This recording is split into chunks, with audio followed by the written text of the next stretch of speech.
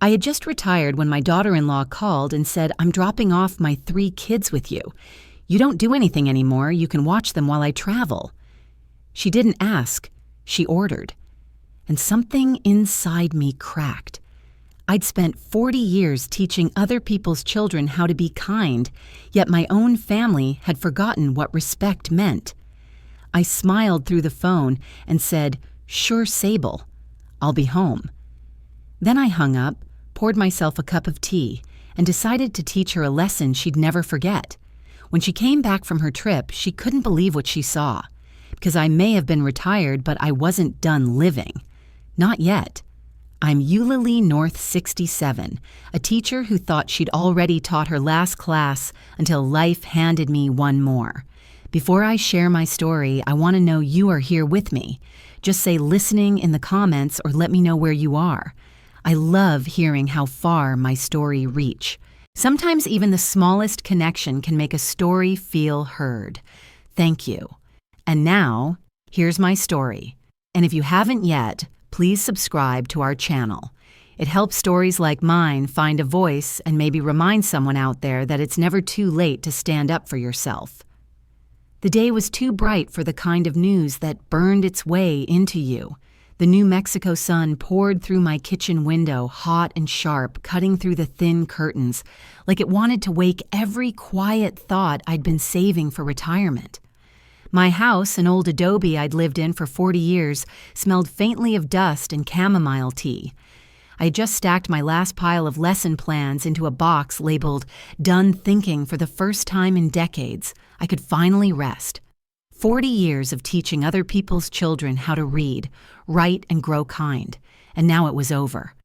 I had planned small ones, a trip to the Grand Canyon, a garden behind the house, maybe even a pottery class. But before I could pour another cup of tea, the phone rang. The screen lit up with her name, Sable Monroe. My daughter-in-law. I almost didn't pick up. Every conversation with her felt like walking barefoot over glass. But something in me, habit, politeness, or maybe weakness, made me swipe the screen. Her voice was crisp, detached, the kind of tone people use when they give orders, not when they speak to family. "I'm dropping off the kids this weekend," she said. "I have a business trip in Palm Springs. You don't do anything anymore, so you can watch them." For a second, I thought I misheard her. The words sank slowly like a weight pressing into my chest. You don't do anything anymore. I'd spent my entire life doing something holding classrooms together. Raising her husband alone after a car crash left me widowed at 27. But to her, I was a convenience. A woman past her purpose. I didn't argue. Didn't even sigh. I simply smiled even though she couldn't see it and said softly, "Sure, Sable. I'll be home."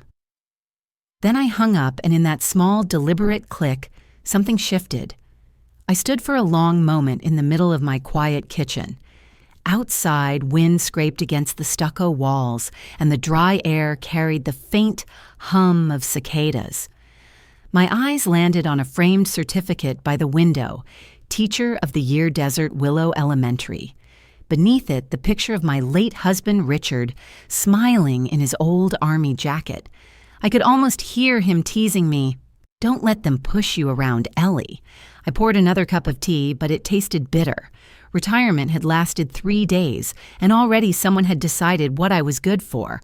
I looked down at my wrinkled hands, at the ink stains that never quite faded, and whispered, "If they think I'm useless, maybe it's time to show them what useless can do." That evening, my neighbor Hannah Pike stopped by. She'd been my friend since we were both teaching at Desert Willow. She left to work for a divorce lawyer, which meant she'd seen the worst of marriages and mothers-in-law. I told her what Sable had said. She crossed her arms and frowned. "That woman's treating you like hired help, not family," she said. "You've been quiet long enough, Eulalie. Don't let her write your story for you." Her words hit harder than Sable's, because they were true. I'd spent years trying to keep peace, and all it earned me was disrespect. After she left, I sat at my old oak table, pulled out the grade book I used to carry every day, its pages yellowed at the edges. I flipped to a blank page and wrote with a steady hand, "Lesson Plan Number 1, How to Teach Respect." Outside, thunder rolled over the desert. The house seemed to breathe with me, slow ready. I didn't know exactly how, but I was going to teach Sable a lesson she'd never forget. Sometimes silence is mistaken for weakness. That's how it happened to me. I didn't fight back, and somewhere along the way, my family learned to believe that meant I couldn't. That night, after the storm passed, I sat on the couch, surrounded by the ghosts of my own life.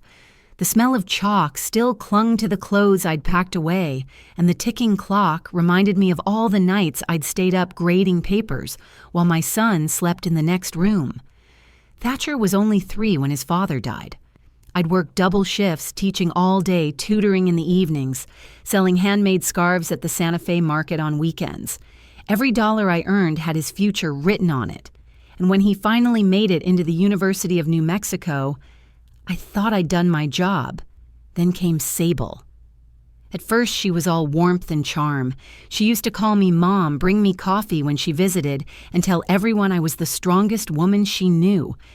I hope I can be like you someday, she said once, holding my hand at Thanksgiving. I believed her. But the kindness faded after the wedding. It started small corrections about how I spoke to her, how I folded laundry, how I should relax and stop acting like a teacher.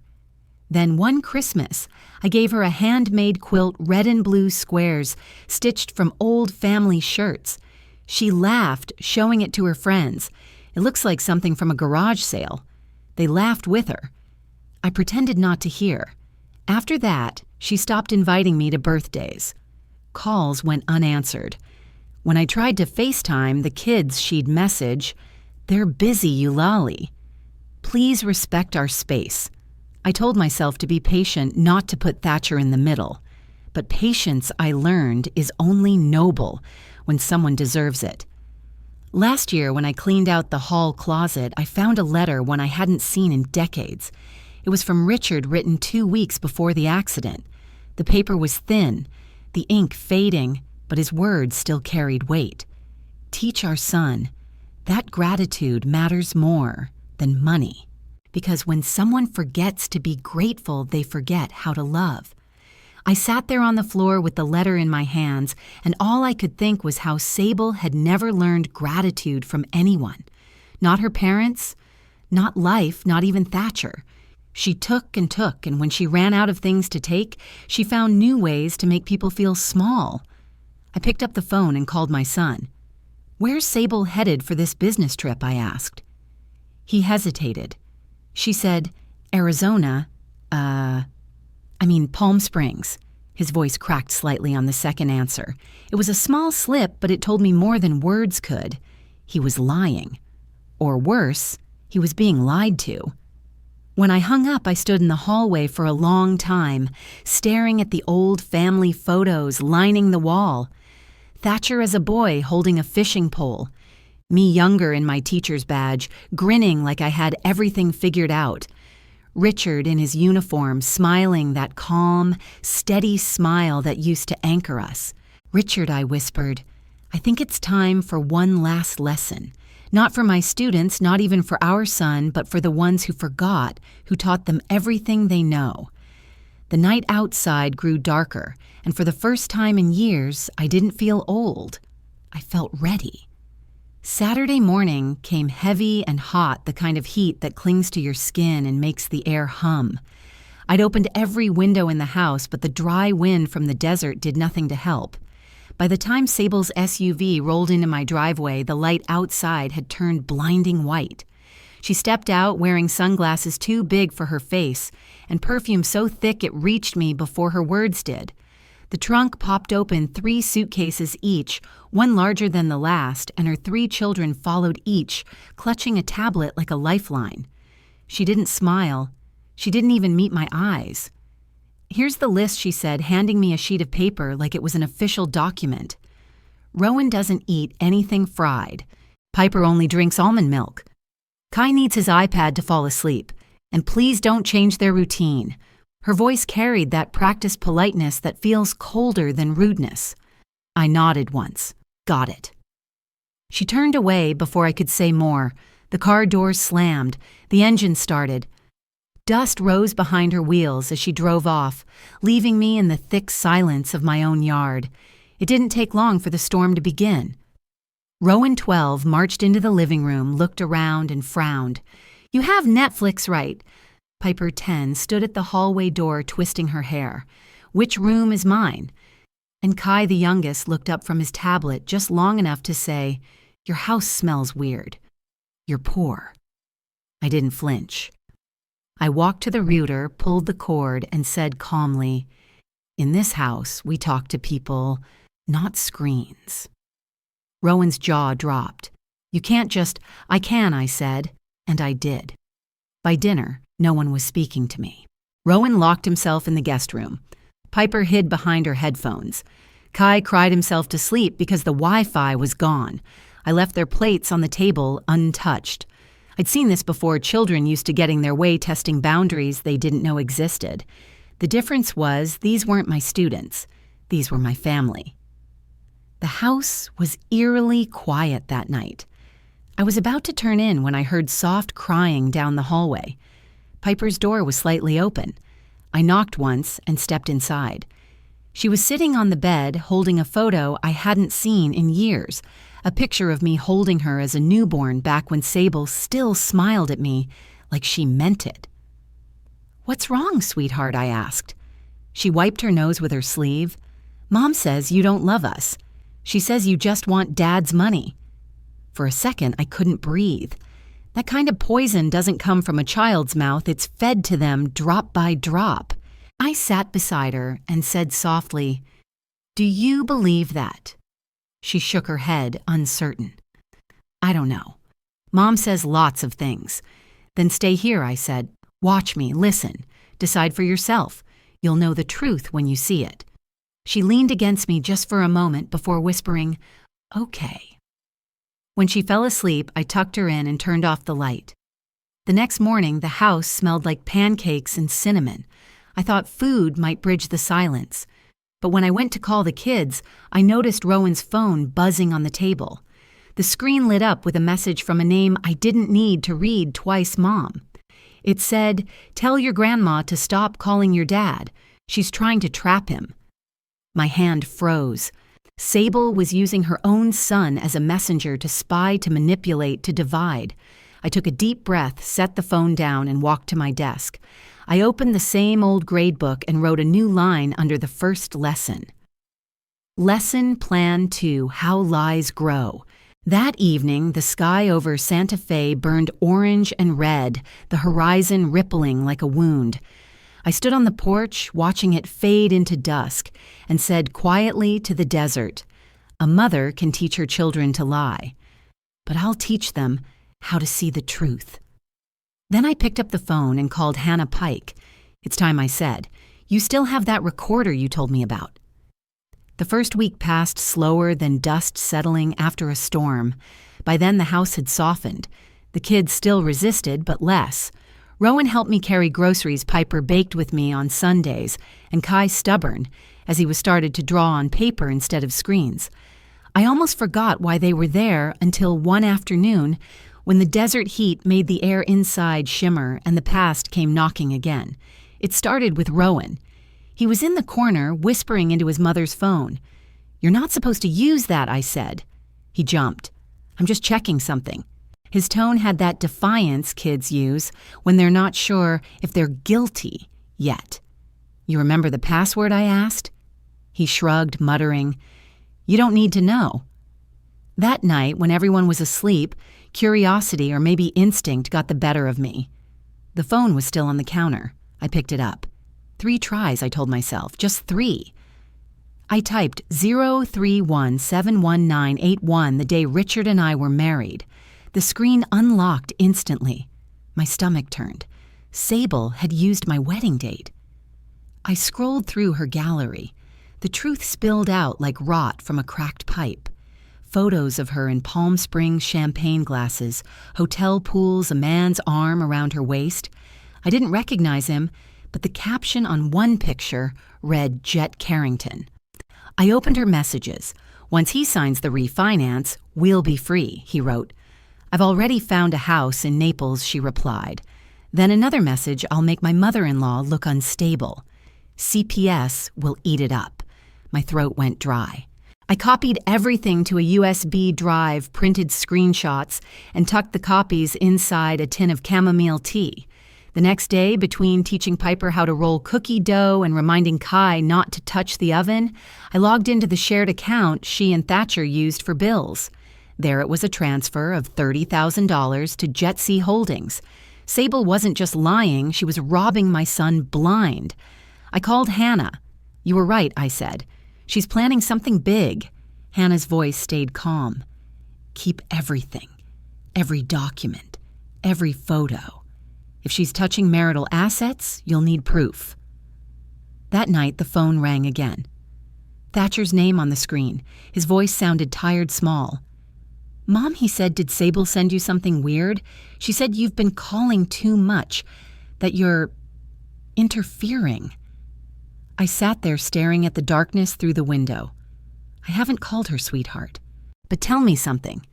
Do you trust the person who told you that or the person who raised you?" He didn't answer. Just silence. The kind that says a heart is starting to wake up. When the call ended, I went back to my computer. I plugged in the USB to print the screenshots, but the screen flashed red. Error access denied. I tried again. Same thing. Files disappearing one by one. Someone had logged into Sable's cloud account remotely and wiped everything clean. She knew. The room felt smaller, the air thick with static. The sound of the wind outside grew louder, as if the desert itself was warning me. I looked at the empty folders on my screen and whispered, "So this is how you want to play." I closed the laptop, walked to the window, and watched lightning flicker in the distance over the dark ridge of the mountains. "If she thinks she's the only one who knows how to fight dirty," I murmured, "she's in for a surprise." For the first time in years, I felt awake sharper than I had ever been in a classroom. The lesson wasn't over. It was just beginning. The desert heat that week was merciless. The air outside shimmered like glass, the walls of my adobe house holding the warmth long after sunset.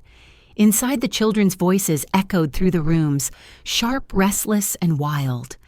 By the second week, I realized my home had become a reflection of everything their mother had taught them.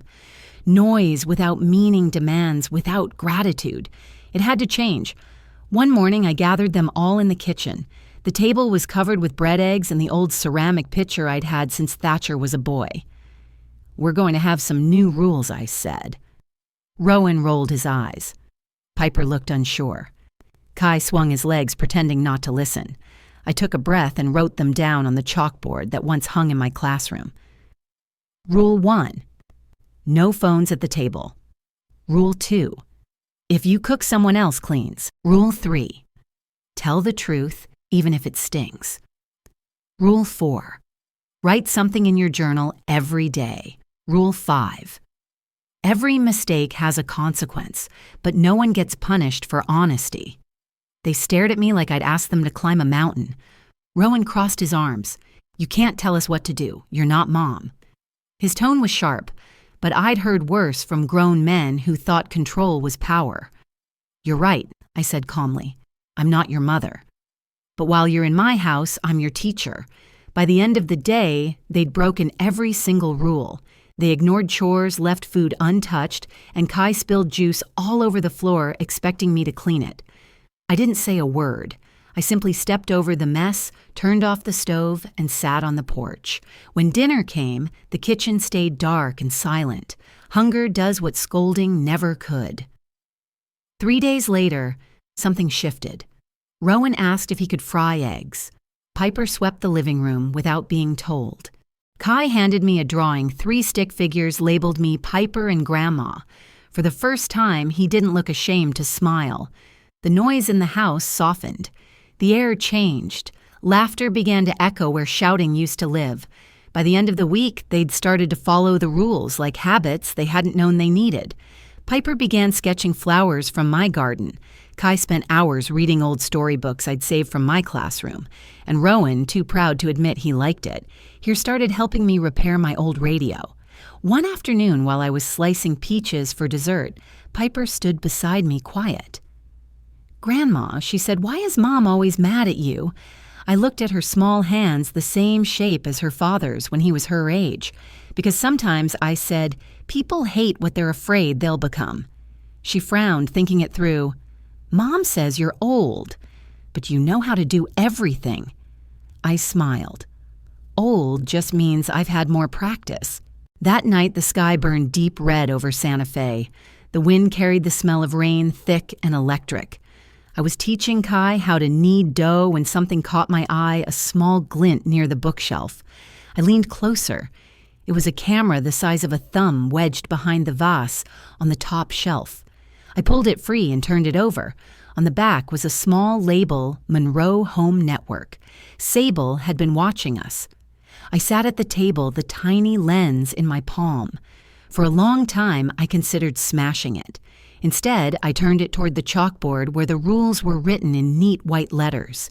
If she wanted to spy on me, then let her watch her children learn decency. Later that night, as the children slept, I received a message from an unknown number. "You're smarter than I thought, but remember you raised a weak man." I stared at the words until they blurred. Sable had found her next target, Thatcher.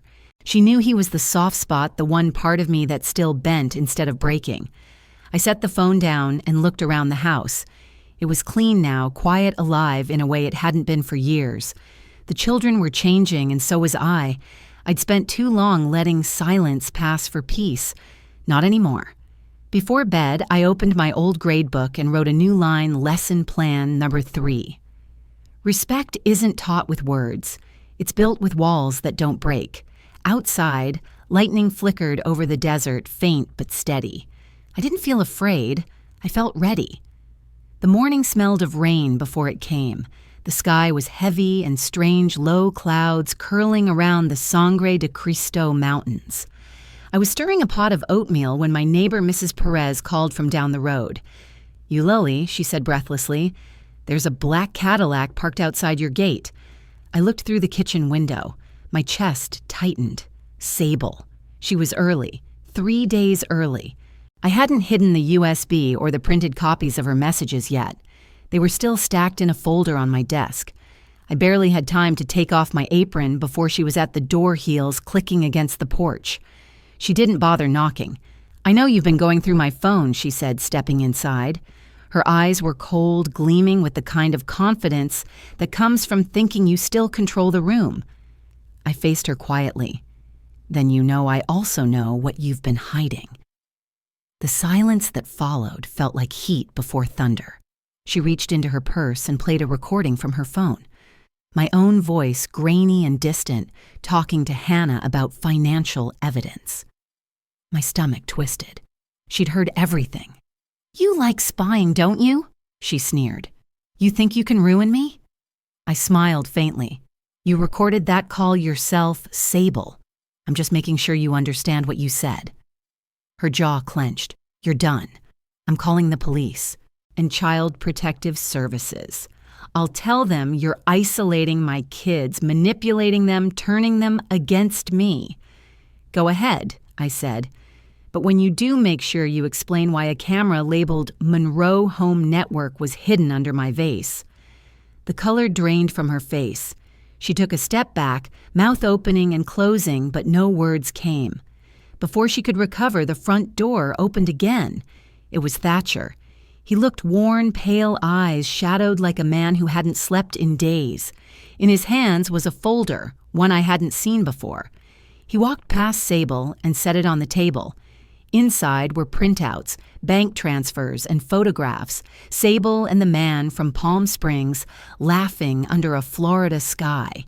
He didn't look at her when he spoke. "Mom was right," he said quietly. "You've been draining our accounts. You used me, Sable. You used all of us." For once she had nothing to say. Rain began to hammer the roof fast and hard. The thunder cracked overhead, rattling the windows. And then, as if the storm itself had decided enough was enough, a knock came at the door. Two women from Child Protective Services stood in the entryway, their jackets dripping. We received a call, one of them said. "Hannah's doing," I thought. They spoke gently to the children, asking simple questions. Rowan came first. "Does your grandmother ever yell or hurt you?" He shook his head. "She just makes us do chores. It's not bad." Piper, small and brave, said Grandma doesn't hit us. She just says we can't lie. Kai nodded and said, "She bakes cookies." The agents exchanged glances and took notes. "Thank you," one said. "That's all we needed." The air inside the room shifted. Sable tried to speak, her voice breaking. "They're just confused. They're too young to understand." But the CPS agent cut her off. "We'll note that there's no evidence of neglect. The environment here is stable and positive." Sable's face went pale. She grabbed her purse and stormed out into the rain. "You'll regret this," she shouted, her voice barely audible over the wind. "I'll bring a lawyer." I watched her car back down the dirt road, tires spinning mud until the black Cadillac disappeared beyond the hill. The storm outside raged, but inside it felt strangely still. Thatcher stood beside me. Silent, the children huddled on the couch. The house that had once been full of shouting now held only the quiet hum of rain. I went to my desk, took out the grade book, and wrote one more line. Lesson plan for yours. Justice needs no noise, just patience. Outside, the thunder rolled farther away, leaving the sky clean and wide. I closed the window, exhaled, and for the first time in a long time, felt the weight in my chest begin to lift.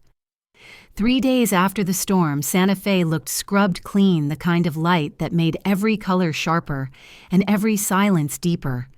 The air smelled of sage and wet adobe. My house stood quiet and whole again, the walls washed by rain and the tension that used to hang in every corner, now replaced by something calm, patient waiting. I thought the fight was over, but calm often comes before the last battle. That morning the phone rang. It was Rourke, my lawyer. His voice was firm but careful.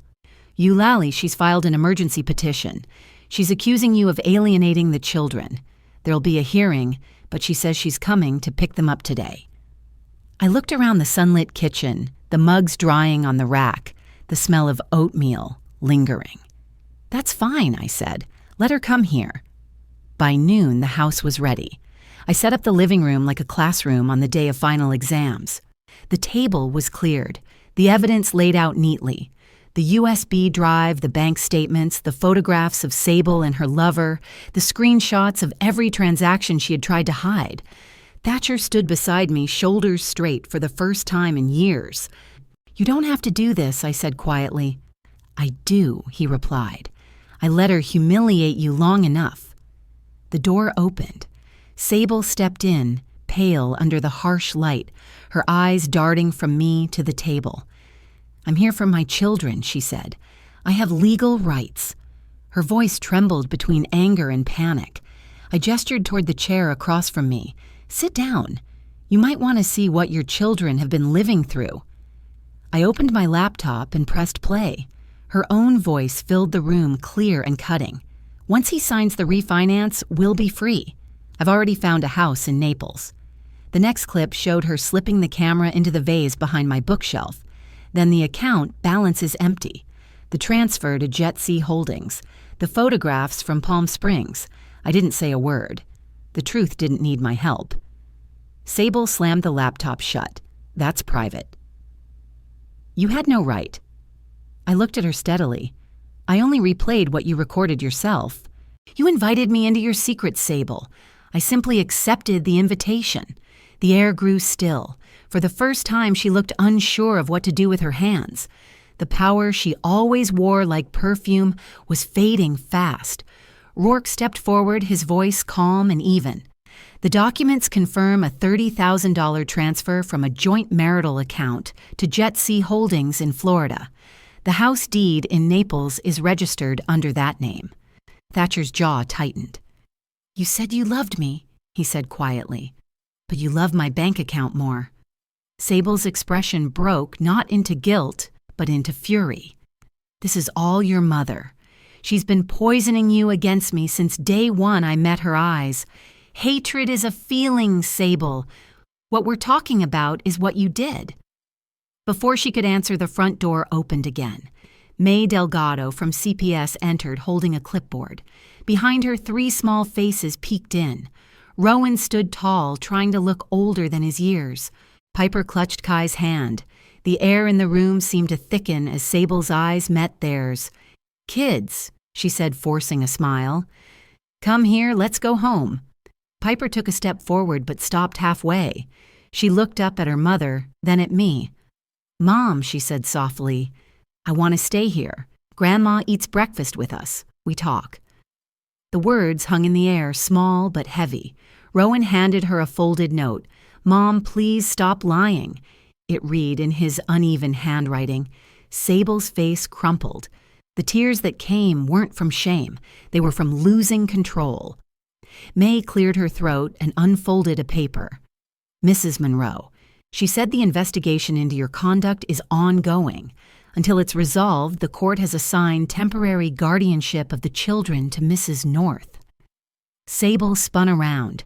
"You can't take them from me." "No one's taking them," May said. "They're choosing safety. That's all." Sable's strength seemed to drain out of her. She sat down heavily, staring at her hands. I watched her for a long moment, the way you might look at a student who's failed a test. You hoped they'd pass. "You're right," I said quietly. "I didn't do anything to you. You did it to yourself." By the time she left, the sun was beginning to set. The light turned golden, filling the living room with warmth that felt almost merciful. I closed the laptop, stacked the papers, and wrote one more line in my notebook. Lesson Plan Number 5. The loudest revenge is silence. Autumn crept into Santa Fe quietly. The air grew cool, the sky wide and cloudless, the ground scattered with gold leaves that crunched underfoot. 3 months had passed since that day in the living room, and the house had found a new rhythm. The mornings began with laughter again, the sound of Kai's sneakers running down the hallway, the smell of Piper's cinnamon toast, Rowan arguing good-naturedly with his father about football scores. The old kitchen, once a battleground, had become a workshop. I'd opened Eulali's Atelier, a small craft space for neighborhood kids. The same hands that had once graded papers now guided small fingers through the steps of weaving and clay molding. Piper helped mix paints, Kai handed out brushes, and Rowan, quieter, now fixed shelves and light bulbs like a small guardian of order. Thatcher had moved back to Santa Fe. He still worked in Albuquerque during the week, but drove home every Friday. On weekends, he cooked dinner while I taught the kids how to make bread from scratch. The smell of chili stew filled the rooms the way peace fills a wound after it finally closes. One morning, a letter arrived from Rourke. The paper was crisp, the ink dark. Final decree of divorce, it read. Custody granted to Eulalie North. All misappropriated funds to be repaid by Sable Monroe. I folded it carefully and set it aside. I didn't feel triumph, just relief. Winning isn't always about justice. It's about reclaiming what you refuse to let break. That afternoon, I received an email from an address I didn't expect, SableMonroeOutlook.com. The subject line read, "I'm sorry." I almost deleted it, but hesitated. "I used to think you were weak," she wrote, "but you're stronger than I ever imagined. I work in a nursing home in Tucson now. Every time I help an old woman out of bed, I think of you. I wish I'd learned from you sooner." I printed it, folded it twice, and tucked it into my notebook right on the page that said, Lesson Plan Waznin, How to Teach Respect. A few weeks later, Piper brought me a drawing. It was a simple house with 4 figures standing outside. Me, Thatcher, Piper, Kai, and Rowan. Above it, she'd written, "Home has a heart." She looked at me shyly. "Grandma, now I know you do a lot. Nobody gets to say you don't anymore." I felt something warm rise in my throat, the kind of emotion that comes from knowing a wound has finally healed from the inside out. That night, after everyone had gone to bed, I opened my old grade book. The pages were worn, corners curled. On the first line, where I'd written Lesson Plan Number 1, How to teach respect, I added one last note beneath it. Lesson plan number 6. Respect can't be taught. It must be shown. The next evening, we all sat together at the table. The stew was steaming, the air smelled of garlic and cornbread. Thatcher looked up from his bowl. "Mom," he said, "do you regret anything?" I smiled at him, at the family around me, at the home that had nearly been lost. Only that I let them believe I was weak for so long. The setting sun painted the walls in soft amber. I closed my notebook, placed it beside me, and watched the children laugh. For years, they told me I didn't do anything, but I learned that sometimes doing nothing is exactly what lets everything change. I never needed revenge. I just needed to stand still long enough for the truth to reveal itself. And when it finally did, it shone brighter than any kind of victory could.